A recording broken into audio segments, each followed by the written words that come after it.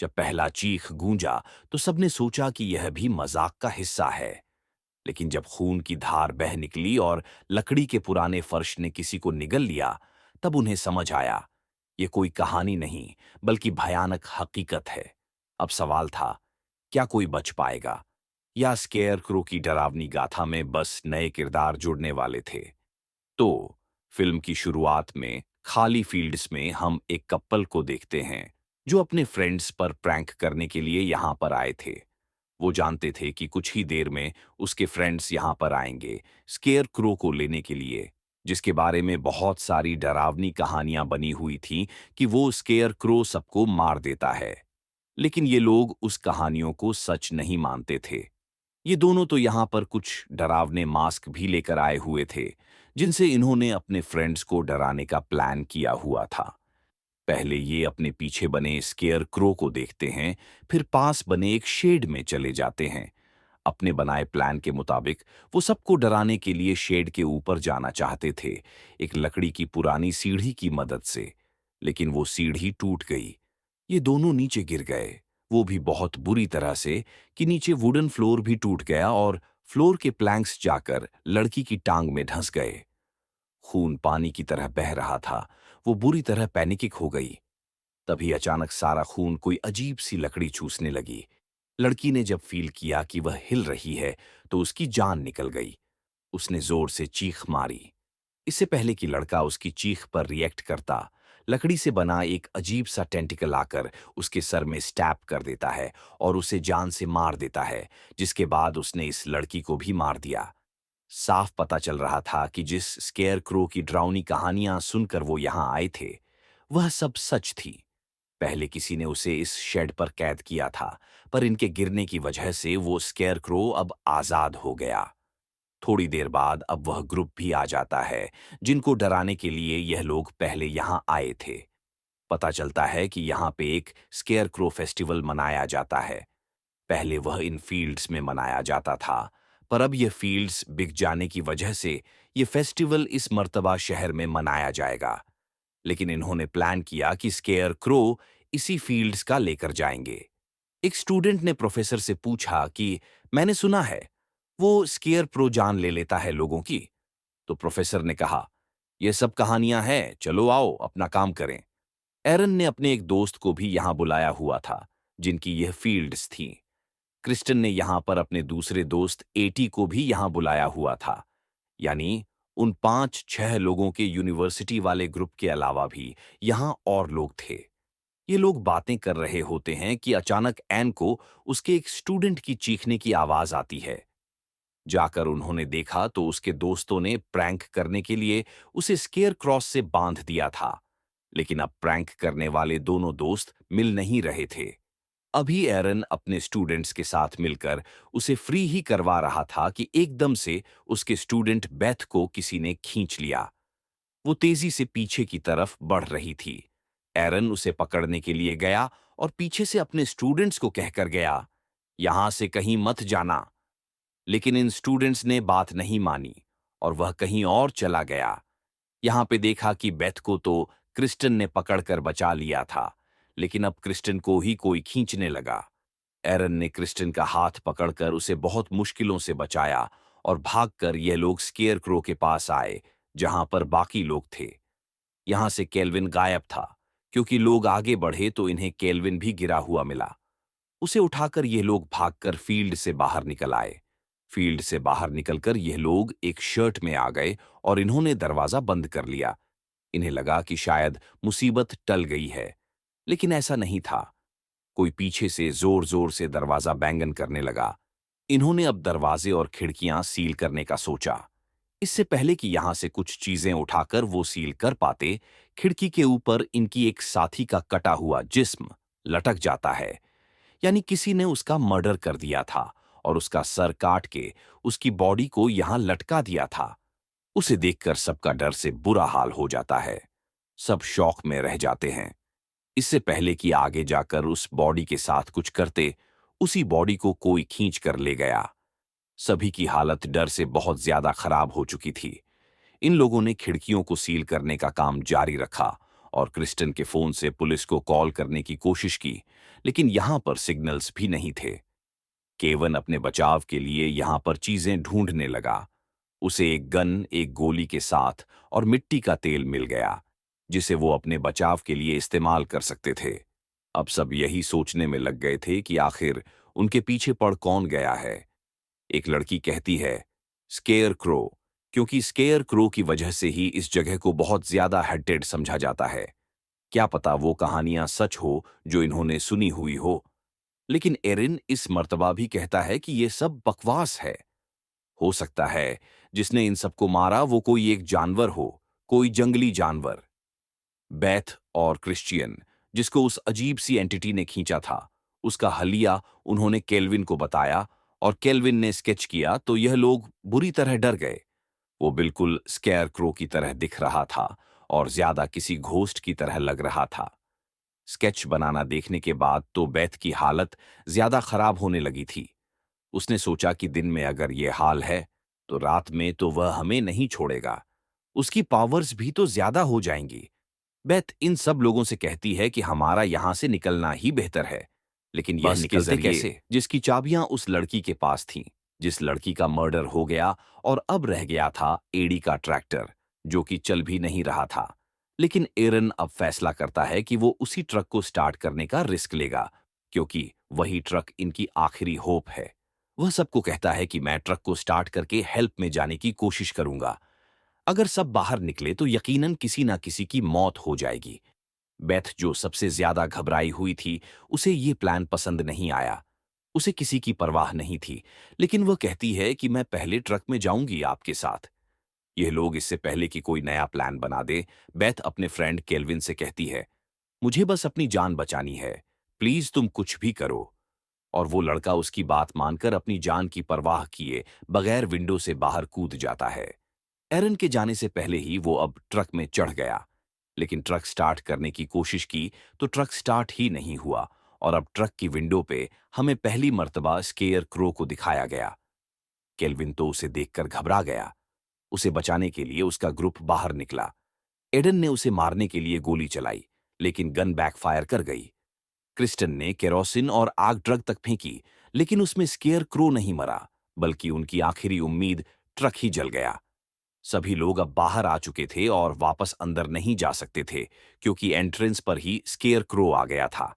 अब ये लोग भागकर एक दूसरे शेड की तरफ गए, जिस शेड के अंदर से मूवी के स्टार्ट में वो स्केयर क्रो बाहर निकला था। इसका फ्लोट बहुत खस्ता था। इन सब लोगों के जाते ही इनके वजन से वह टूट गया। यहां आते ही यह लोग घबरा गए, क्योंकि इनको पहले मरे हुए दोनों लोगों की लाशें बुरी हालत में दिखाई थीं, जिसमें से एक लाश तो आधी खाई जा चुकी थी, जिसे स्केयर क्रो ने ही खाया होगा। ये सभी लोग इस कड़े में आकर और ज्यादा परेशान हो गए थे। वह समझ गए थे कि स्केयर क्रो को यहीं बंद किया गया होगा, और अगर वो यहीं रहे तो बड़ी आसानी से स्केयर क्रो का शिकार बन सकते हैं। इसीलिए इन्होंने फैसला किया कि यह लोग वापस ऊपर जाएंगे। एक लकड़ी के साथ रस्सी बांधकर इन्होंने ऊपर की तरफ फंसाई और उसके जरिए ऊपर चढ़ने लगे, और फिर उसी रस्सी के सहारे एक एक करके ये सभी लोग बाहर निकल आए। पास से गुजरता हुआ पुलिस ऑफिसर उनके ट्रक को जलता देखकर इन्हीं फील्ड्स के अंदर आ जाता है, चेक करने के लिए कि आखिर यहां चल क्या रहा है। इन लोगों ने ऑफिसर को वंट करने के लिए वेपन्स लेकर बाहर निकल आते हैं, लेकिन तब तक देर हो चुकी थी। सेयर क्रो नीचे जमीन से निकल आया था। ऑफिसर भी उसे देखकर डर गया और उसने फौरन अपनी गन निकालकर स्केयर क्रो को शूट करने की कोशिश की और जल्दी से सामने वाले शेड में चला गया। स्क्वेयर क्रो भी उसके पीछे गया और बस फिर ऑफिसर की चीखें ही सुनाई दी। ऑफिसर के मरने का इनको दुख तो था, लेकिन पॉजिटिव चीज ये हुई थी कि वो ऑफिसर कार पे था, जिसके कार को लेकर यह लोग यहां से भाग सकते थे। अब कार की चाबियां ऑफिसर की जेब में हो सकती थीं, जिन्हें लेने के लिए यह भी शेड के अंदर आ जाते हैं। खैर, अंदर जाकर इन्होंने ऑफिसर की जेब से चाबी तो ले ली, लेकिन पीछे से दीवार को क्रॉस करते हुए उस स्केयर क्रो ने क्रिस्टन के मुंह को जकड़ लिया। उसके लकड़ी जैसे टेंटिकल उसके पूरे मुंह पे थे। क्रिस्टन को बचाने के लिए एक लड़का अपनी शॉटगन लेकर यहां आया और उसने धड़ाधड़ स्केयर क्रो पर गोलियां चला दी, ये जाने बगैर कि इन गोलियों से उसका कुछ बिगड़ने वाला नहीं था। उल्टा बस इस लड़के ने स्केयर क्रो के गुस्से को ललकार दिया था और स्केयर क्रो ने अब उसे ही जान से मार डाला। अब अपनी जान बचाते हुए यह 5 बचे हुए लोग जाकर कार में बैठ गए और उन्होंने यहां से निकलने की कोशिश की। लेकिन स्केयर क्रो अब इनकी कार के सामने आ गया। एडी ने होशियारी दिखाने की कोशिश की और इस स्केयर क्रो को अपनी कार के नीचे कुचलने का फैसला किया। लेकिन जैसे ही ऐसे किया तो स्केयर क्रो ने इनकी गाड़ी साइड पे कर दी और गाड़ी इनकी दरख्त से टकराकर खराब हो गई। इनका फ्यूल टैंक भी अब लीक होने लगा था। एडी जो ड्राइव कर रहा था उसकी हालत बहुत खराब थी। उसे बुरी चोट आई थी।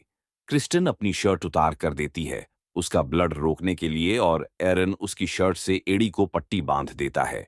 इन्हें अभी भी कहीं ना कहीं लग रहा था कि इन्होंने स्केयर क्रो को मार दिया, लेकिन ऐसा नहीं था।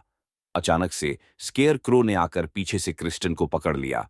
अगर इन्हें स्केयर क्रो से बचना था तो इस कार से निकलकर भागना था। लेकिन एडी कैसे भागता? एडी तो जख्मी था। अब उसने अपने आप की कुर्बानी देकर सबको बचाने का फैसला किया। एडी ने अपने आप को कार से नीचे धकेल दिया और एकदम से स्केयर क्रो को पकड़कर वह कार के नीचे आकर उसने अपना लाइटर जला लिया। वहां पर पेट्रोल पहले ही लीक था। कार के साथ साथ एडी भी ब्लास्ट हो गया, लेकिन स्केयर क्रो मरा या नहीं ये कोई नहीं जानता था। इनमें से बेथ तो कुछ ज्यादा ही डरी हुई थी। भागकर पीछे देखे बगैर वो आगे आ गई। उसने यह भी नहीं देखा कि उसके साथी आ भी रहे हैं कि नहीं। थोड़ी ही देर में एरन भी बाकी लोगों को लेकर वहां तक पहुंचा जहां पर बेथ थी। यह एक घर था। इन्होंने मदद मांगने के लिए दरवाजा नॉक किया, लेकिन कोई रिस्पांस नहीं मिला। अंदर एक फोन भी नजर आ रहा था जिससे यह लोग मदद बुला भी सकते थे। इसीलिए क्रिस्टन ने दरवाजा तोड़ा और यह लोग अंदर आ गए। घर के दरवाजा तोड़ने की आवाज से घर का ओनर भागकर गन उठा रहा वो इन्हें चोर समझ रहा था। लेकिन इन्होंने अपनी सारी कंडीशन बताई कि वो लोग तो यहां करीबी फील्ड्स से बच बचाकर पहुंचे हैं। क्रिस्टन इस आदमी को बताती भी है कि वो फील्ड्स उसी की हैं। क्रिस्टन जब अपने डैड का नाम बताती है तो यह आदमी उसे पहचान भी लेता है।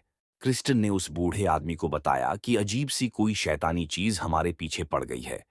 उसने हमारे कई साथियों को मार दिया है और वो अब हमारे पीछे है। बस इतना कहना था कि वो ओल्ड मैन सब समझ गया और उसने बताया कि वह सबके पीछे नहीं, बस तुम्हारे पीछे हैं क्रिश्चियन। वो तुम्हें मारना चाहते हैं क्योंकि आज से 100 सालों पहले तुम्हारी फैमिली ने उस गियर क्रो को कैद कर दिया था और इसी चीज का बदला वह अब तुमसे लेगा। और तुम्हारी फैमिली ने ऐसा इसलिए किया था क्योंकि वह तुम्हारी फैमिली को मार रहा था और वह 100 सालों पहले ही कहां से आया था ये तो कोई भी नहीं जानता। बस मैं इतना जानता हूं कि उस केयर क्रो को मारने के लिए हर तरीका ट्राई किया गया था, लेकिन कोई भी तरीका उसको मार नहीं पाया। इसीलिए तुम्हारी फैमिली ने उसे अपने शर्ट के अंदर कैद कर दिया। अब वह आजाद कैसे हुआ ये तो इन लोगों को भी नहीं पता था। ये आदमी बताता है कि हर साल यहां पर वो फेस्टिवल भी इसीलिए मनाया जाता है कि कोई स्केयर क्रो के बारे में भूले मत। उसकी डरावनी कहानियां उस फेस्टिवल में इसीलिए सुनाई जाती हैं कि सारे पहले से पहले अलर्ट रहे। लेकिन समझ में नहीं आ रही थी कि 100 साल बाद यह स्केयर क्रो शूट कहां से किया था। फिलहाल यह आदमी मदद बुलाने के लिए पुलिस को कॉल करने की कोशिश करता है, लेकिन देखा उसने कि फोन भी डेड है। अब तो इस ओल्ड मैन के घर के बाहर भी कुत्ते भौंकने लगे थे, इस तरह की जैसे उन्होंने कुछ बहुत ही भयानक देख लिया हो। ये ओल्ड मैन उन्हें देखने के लिए बाहर जाता है और जाने से पहले पूरे ग्रुप को कहकर जाता है, जो भी क्रिस्टिन के साथ रहेगा वह मारा जाएगा। ये कहते ही वह बाहर चला गया। वो तो अपने डॉग्स को रिलैक्स करने गया था, पर क्या पता था बाहर जाते ही उसको उसकी मौत मिल जाएगी। जमीन के नीचे से अपना टेंटिकल निकालकर स्केयर क्रो ने इसको भी मार डाला। इस आदमी की मौत से भी यह लोग डर गए। डेथ इस ओल्ड मैन की मौत से और भी ज्यादा घबरा गई। सबसे ज्यादा डरपोक शख्स थी ही वो सबसे कहती है कि हम क्रिश्चियन को उस केयर क्रो के हवाले कर देते हैं, इससे हमारी जान बचाएगी। लेकिन पूरे ग्रुप ने ऐसा करने से मना कर दिया तो बेथ ने खुद ही चाकू उठाया और बाहर चली गई। ये सब लोग अपनी जान बचाने के लिए ओल्ड मैन के ट्रैक्टर के जरिए यहां से भागने का प्लान करते हैं, लेकिन तभी उन्हें बेथ के चिल्लाने की आवाज आती है। उसकी मदद करने के लिए जब वह बाहर गए तो पता चला कि बेथ सिर्फ ड्रामा कर रही थी। उसने क्रिस्टन को बाहर बुलाना था और बाहर बुलाते ही उसने क्रिस्टन के गले पर चाकू रख दिया। उसने धमकी दी कि अगर किसी ने भी मेरे प्लान के अंदर आने की कोशिश की या क्रिस्टन को बचाने की कोशिश की तो मैं क्रिस्टन को ही मार डालूंगी। यह कहकर उसने स्केयर क्रो को बुला लिया और स्केयर क्रो भी जैसे एक आवाज पे ही यहां आ गया। एरन ने क्रिस्टन की जान बचाने के लिए एक रस्सी उठाई और उसका एक फंदा बनाते हुए स्केयर क्रो के टेंटिकल में डाल दिया और फिर उस रस्सी को थ्रेशर मशीन के साथ अटैच कर दिया। थ्रेशर मशीन ने जब रस्सी के साथ स्केयर क्रो को खींचा तो स्केयर क्रो एकदम से क्रिस्टन से तो दूर हो गया, लेकिन उसने जाते जाते बेथ का पांव पकड़ लिया। तेजी से मशीन ने स्केयर क्रो के साथ साथ बेथ को भी क्रैश कर डाला, जिसके बाद स्केयर क्रो तो नहीं मरा, लेकिन बेथ का कीमा बन गया। अब इन तीनों को जान बचाकर यहां से निकलना था। एरन को वहां पे एक बाइक नजर आई, जिसे वो और क्रिस्टन देखने लगे। अभी वो इसकी इंस्पेक्शन ही कर रहे थे कि अचानक से स्केयर क्रो ने आकर पीछे बची हुई मारिया की टांग में स्टैप कर दिया। उसकी चिल्लाने की आवाज से यह दोनों उसके करीब आए और स्क्वेयर क्रो के टेंटिकल को उसकी टांग से निकालकर उसे दूर फेंक दिया। अपनी जान बचाने के लिए वह कितना भी भाग दे, स्केयर क्रो उनके बहुत करीब था और उनसे कहीं ज्यादा तेज भी था। अब क्रिस्टो यह बात जानती थी कि असल में स्केयर क्रो उसके पीछे है। उसके जहन में एक प्लान आता है स्केयर क्रो को डिस्ट्रैक्ट करने का। वो जल्दी से कैटल फॉर्म के अंदर जाती है और अपने हाथ पे बड्ढा सा कट लगाकर अपने खून को सारी कैटल्स के ऊपर लगाकर उन सबको फ्री कर देती है। कैटल्स जैसे ही भागी तो उनके जिस्म पे लगे क्रिस्टन के खून की बू भी फैल गई और ऐसे स्केयर क्रो उनके पीछे पड़ गया। इसी डिस्ट्रैक्शन के दौरान इन तीनों को मौका मिल गया यहां से भागने का। भागते भागते सुबह भी हो गई थी। एन मारिया को अपनी पीठ पे लिए भाग रहा था। अब इन्हें लग रहा था कि यह लोग बच गए हैं, लेकिन ऐसा नहीं था।